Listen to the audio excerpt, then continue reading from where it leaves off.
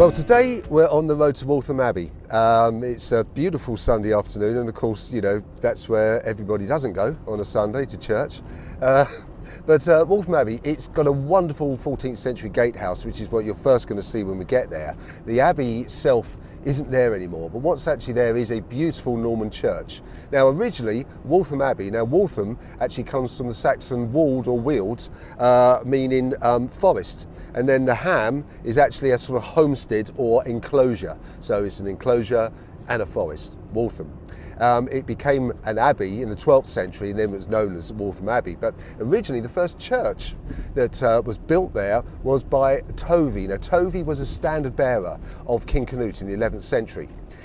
When he died, he passed it back to the Saxons, so it gets back to Edward the Confessor.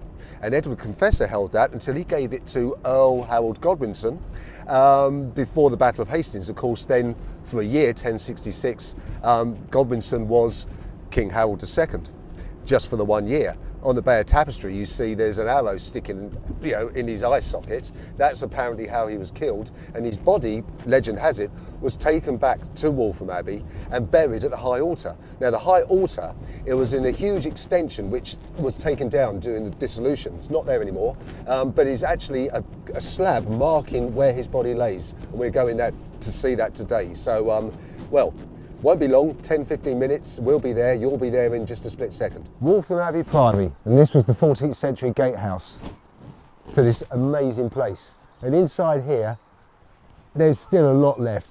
It really is a lovely little bit of history that we're going to unravel as we walk round. Well, we've got a well here. We've just turned up at the Abbey Gardens, and wonderful, this was an old forge. If you see here, we've got pillars here which held up the roof. I think they've been decorated with these stones here, but they were originally here. The forge stood here.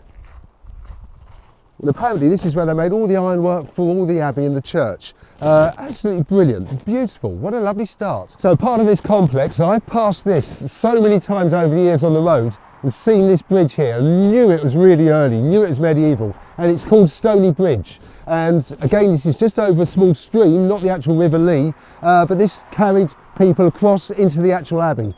1370, isn't that wonderful? Obviously it can't be used now, but beautiful. Now here's from the other side with all these old bulrushes, it's beautiful. Now this is incorrectly known as Harold's Bridge. It's not Harold's Bridge, this is built 300 years after. And just over here, if you just want to look, over here, just spotted, there's a sort of a sluice gate here. Obviously I think the water comes off there. Let's have a look. Yeah, it's definitely an old sluice gate, most probably Georgian.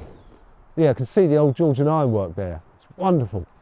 Great. So what you can see there is the cloister passage, and this is the entrance into the original cloister. So this wasn't pulled down, and looking up through here, we've got this incredible vaulted ceiling. Look at that. Wonderful. Wow, that's great, isn't it? Yeah, loving that.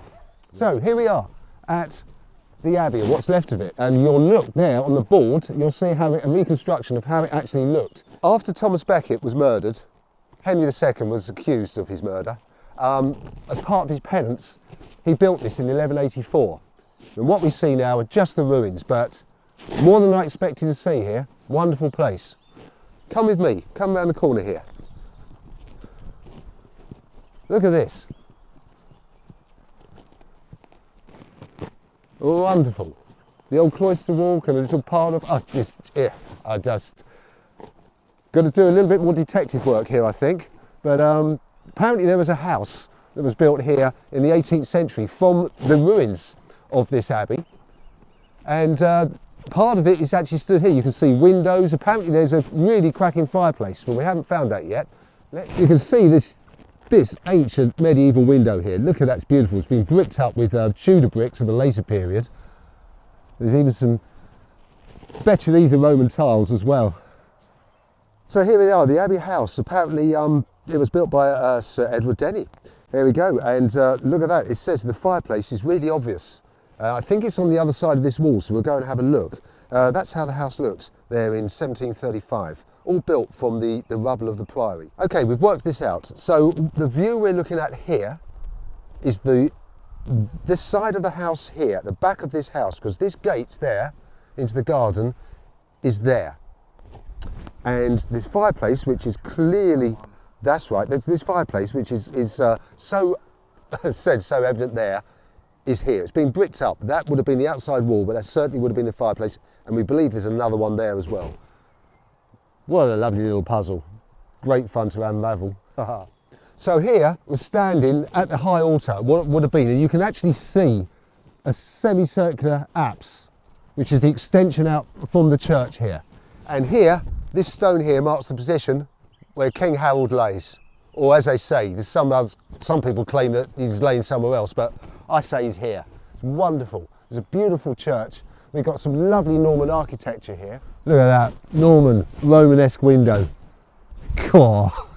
Just round the south side of the church. It's brilliant. Look at this, we've got this lovely zigzag moulding around this Norman doorway here.